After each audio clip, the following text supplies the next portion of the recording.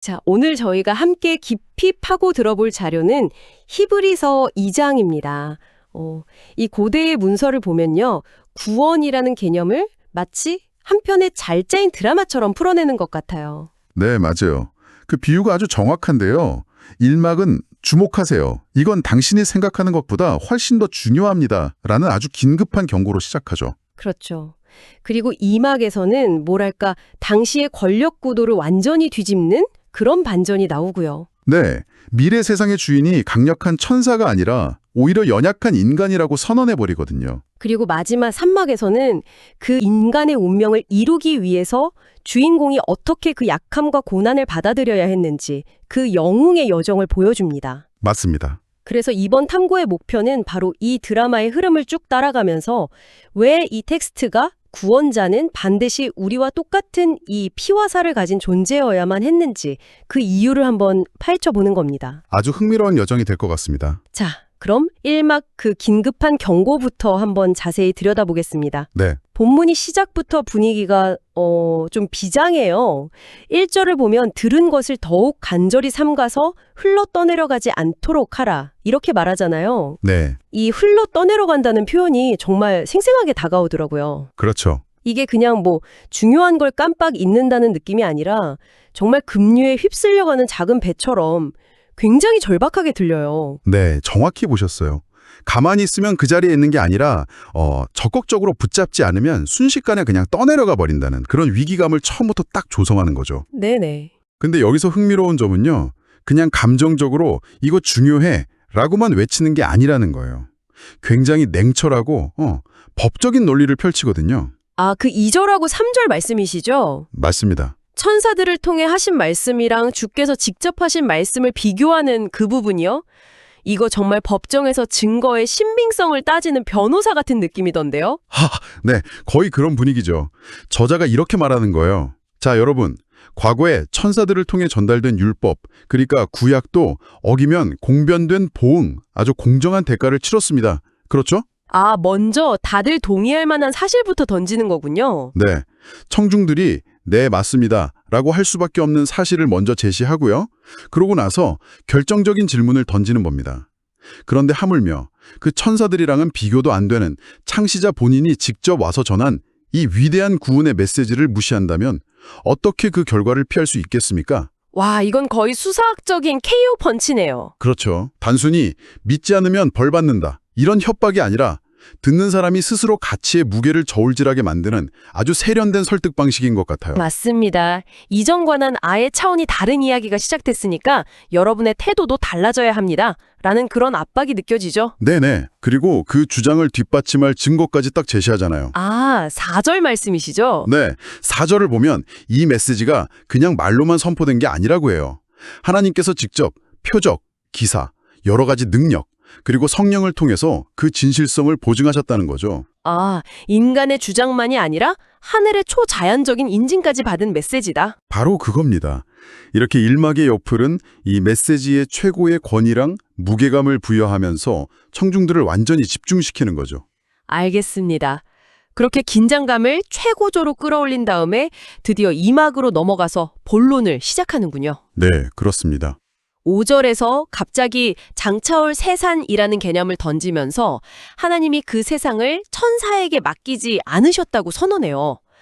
이건 좀 뜬금없이 들리기도 하는데 왜 갑자기 천사 이야기가 나오는 걸까요? 이게 당시 문화적 배경을 이해하면 이 전환이 얼마나 충격적인지 알 수 있거든요. 아, 그렇군요. 그 시대 사람들한테 천사는 신과 인간 사이의 어마어마한 중개자이자 거의 경외의 대상이었어요. 네네. 그런데 이 문서는 아주 단호하게 선을 긋는 거죠. 미래 세계의 주인공은 천사가 아닙니다. 그럼 듣는 사람들은 당연히 아니 그럼 누군데 하고 물을 수밖에 없겠네요. 바로 그 지점이죠. 그 질문에 대한 답으로 시편 8편을 인용하는 겁니다. 사람이 무엇이기에 주께서 그를 생각하시며 인자가 무엇이기에 그를 돌보시나이까. 아, 이 질문 자체에 인간 존재의 어떤 본질적인 모순이 담겨 있는 것 같아요. 한없이 작고 보잘것없는데 동시에 신의 특별한 관심을 받는 존귀한 존재라는 느낌이요. 바로 그 역설이 핵심입니다. 이 시편 인용문은 인간의 설계도 혹은 운명을 보여주는 거거든요. 설계도요. 네, 7절을 보면 인간은 잠시 동안 천사보다 못하게 만들어졌다고 해요. 분명히 천사보다 약한 존재죠. 그런데 바로 뒤에 영광과 존귀로 관을 씌우셨다고 말합니다. 와. 심지어 8절에서는 만물이 그의 반 아래 복종하게 하셨다고 선언까지 하죠. 여기서 드러나는 핵심 사상은 이겁니다. 인류의 가치는 지금 현재의 능력에 있는 게 아니라 본래 설계된 그 운명에 있다. 하지만 바로 그 지점에서 8절 하반부가 찬물을 확 끼얹었네요. 지금 우리가 만물이 아직 그에게 복종한 것을 보지 못하고 그렇죠. 설계도는 정말 위대한데 현실은 시궁창이라는 걸 너무나 솔직하게 인정하는 거잖아요. 맞습니다. 질병 하나에도 속수무책이고 죽음 앞에서는 무력하고 이 이론과 현실의 거대한 괴리를 어떻게 설명하려는 걸까요? 바로 그 괴리감 속으로 구절이 한 줄기 빛처럼 파고드는 겁니다. 저자는 이렇게 말하는 거죠. 맞습니다. 여러 번 현실을 둘러보면 그 위대한 운명이 실현된 것 같지 않죠. 하지만 눈을 들어 단 한 사람, 예수를 보십시오. 아, 그 위대한 인간의 운명을 최초로 그리고 완벽하게 성취해낸 프로토타입을 딱 제시하는 겁니다. 그러니까 그 시편의 약속이 아직 모든 인류에게서 실현되지는 않았지만 예수라는 한 사람을 통해서 그 가능성과 실체가 증명되었다. 이런 논리군요. 정확합니다. 9절의 구조가 정말 절묘한데요. 예수 역시 천사들보다 잠시 동안 못하게 되심을 입어 우리처럼 연약한 인간이 되셨다고 하죠. 네. 그런데 그 이유가 바로 죽음의 고난을 받으시기 위함이었다고 하죠. 네. 그리고 그 죽음이라는 가장 낮은 지점을 통과한 결과 오히려 영광과 존귀로 관을 쓰셨다고 선언합니다. 와. 여기서 약함과 고난이 곧 영광으로 가는 길이다 라는 이 세상의 가치관과는 정반대의 공식이 제시되는 겁니다. 낮아짐을 통해서 높아지고 죽음을 통해서 생명을 얻는 역설이네요. 바로 그거죠. 그런데 이 모든 것이 결국 무엇을 위한 것이었나요? 9절 마지막 부분이 그 목적을 명확하게 밝힙니다. 하나님의 은혜로 말미암아 모든 사람을 위하여 죽음을 맛보려 하심이라. 그의 고난과 죽음은 개인의 비극이나 실패가 아니라 온 인류를 위한 철저히 계획된 대리행위였다는 선언이죠. 그가 낮아진 이유는 우리를 높이기 위함이고 그가 죽음을 맛본 이유는 우리가 죽음에서 해방되게 하기 위함이다. 이 막에 정말 충격적인 반전이네요. 네, 여기서 정점을 찍는 겁니다. 자, 그럼 이제 마지막 3막으로 넘어가 보겠습니다. 왜 하필 그 방법이 고난이어야만 했는가? 이 질문이 남는데요. 네, 아주 중요한 질문이죠. 10절은 구원의 창시자를 고난을 통하여 온전하게 하시는 것이 합당하다고 말합니다. 여기서 온전하게 한다는 건 뭔가 부족했던 걸 채워서 완벽하게 만든다는 뜻인가요? 좋은 질문이에요. 여기서 온전하게 한다는 게 도덕적인 완성을 의미한다기보다는요. 어떤 역할이나 임무를 수행하기에 완벽하게 적합한 자격을 갖추게 되다라는 의미에 더 가깝습니다. 자격이요? 네. 예를 들어 최고의 소방관이 되려면 화재 현장의 그 두려움과 뜨거움을 직접 겪어봐야 하는 것처럼요. 예수가 우리의 구원자이자 대제사장이라는 역할을 수행하기 위해 고난이라는 필수적인 자격 요건을 갖추게 되셨다는 뜻이죠. 그 자격 요건의 핵심이 바로 형제라는 개념인 것 같습니다. 11절의 선언은 지금 읽어도 정말 파격적이에요. 그렇죠. 거룩하게 하시는 이와 거룩하게 함을 입은 자들이 다 한 근원에서 났다. 그래서 형제라 부르기를 부끄러워하지 않으셨다. 아니 창조주와 피조물 사이에 넘을 수 없는 벽이 있다고 믿었던 사람들한테 그분이 우리를 형제라고 부르신다는 건 어떤 의미였을까요? 엄청난 충격이었겠죠. 이건 단순히 그냥 친근함의 표현을 넘어서 신과 인간의 관계를 완전히 재정의하는 선언처럼 들려요. 맞습니다. 이건 신분제도를 철폐하는 혁명적인 선언과도 같아요. 우리는 같은 뿌리에서 났다. 우리는 한 가족이다라는 거니까요. 이로써 신은 더 이상 저 멀리 하늘에 계신 두려운 심판자가 아니라 우리의 삶과 고통 속으로 직접 들어와 함께 하시는 존재가 되는 거죠. 그렇군요. 12절이랑 13절에서 구작을 계속 인용하는 이유도 이 주장이 그냥 나온 말이 아니라 아주 오래전부터 계획된 하나님의 뜻이었다. 이걸 증명하기 위해서고요. 그가 우리와 한 가족, 그러니까 형제가 되기 위해서 우리와 똑같은 혈과 육을 가져야만 했던 결정적인 이유가 14절, 15절에 나오네요. 네, 명확하게 나오죠. 14절은 그 목적이 사망의 세력을 잡은 자, 곧 마귀를 멸하기 위함이라고 말합니다. 죽음을 통해서 죽음의 권세를 깨뜨린다는 이 전체를 관통하는 역설이 다시 한번 등장하는 거죠. 아, 적의 요새를 무너뜨리려면 그 요새 안으로 들어가야 하는 것처럼요. 사망의 권세로 인류를 지배하는 존재를 이기려면 그가 지배하는 가장 강력한 무기인 죽음의 영역 안으로 직접 들어가야만 했다는 겁니다. 그래서 그 역시 우리처럼 죽을 수 있는 연약한 몸을 가지셔야만 했다. 바로 그겁니다. 그리고 그 궁극적인 목표는 단지 마귀를 이기는 것뿐만 아니라 우리를 위한 것이기도 했네요. 15절에 죽기를 무서워함으로 한평생 매어 종노릇하는 모든 자들을 놓아주려 하심이니, 이 구절이 정말 마음에 와닿아요. 그렇죠. 죽음의 공포가 사실상 우리를 평생 묶어두는 족쇄라는 통찰이잖아요. 네. 우리는 죽음이 끝이라고 생각하니까 현재의 것에 집착하고 손해보지 않으려고 아등바등하고 때로는 비굴해지기도 하죠. 네네. 이 죽음의 공포가 우리 삶의 많은 부분을 보이지 않게 지배하고 있다는 겁니다. 그런데 예수가 죽음을 겪고 다시 살아나심으로써 죽음이 끝이 아니다라는 걸 증명해 보였다는 거죠.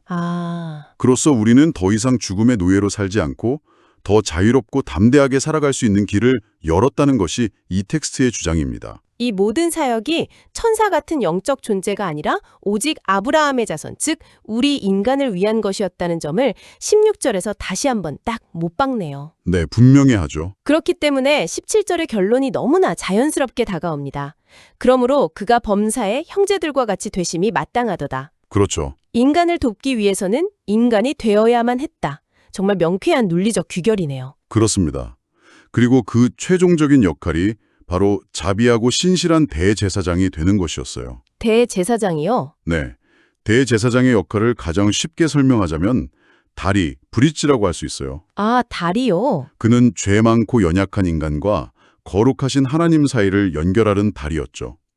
다리가 양쪽 강둑에 모두 닿아야 하잖아요. 네, 그렇죠. 진정한 대제사장은 인간의 편과 하나님의 편, 양쪽을 모두 완벽하게 이해해야 합니다.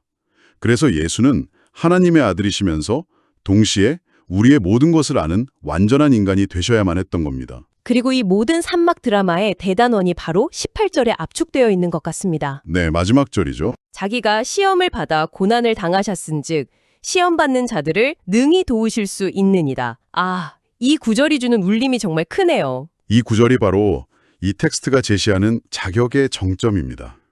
그의 도움이 왜 진짜 베개인지를 설명하는 거죠. 아, 이런 비유를 들어볼 수 있을 것 같아요. 그냥 책상에 앉아서 전쟁 이론만 공부한 장군이 있고요. 실제로 참호 속에서 포탄 터지는 공포를 겪고 동료를 잃는 아픔을 겪어본 병사 출신 지휘관이 있어요. 네네. 누가 과연 병사들의 진짜 고통을 이해하고 실질적인 위로와 도움을 줄 수 있을까요? 당연히 후자겠죠. 그렇죠. 이 텍스트는 예수가 바로 그런 지휘관이라고 말하는 겁니다.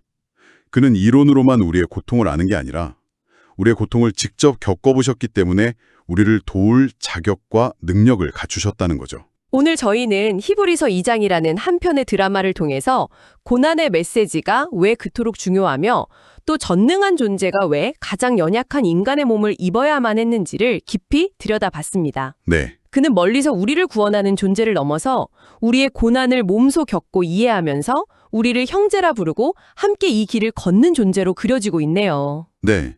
특히 고난의 의미를 완전히 재해석한다는 점에서 아주 심오한 통찰을 주는 것 같아요. 고난은 더 이상 피해야 할 저주나 무의미한 고통이 아니라 오히려 타인을 깊이 이해하고 실질적으로 도울 수 있는 자격을 부여하는 필수적인 과정이 될 수 있다는 관점을 열어주죠. 마지막으로 여러분께 생각해 볼 질문을 하나 남겨드리고 싶습니다.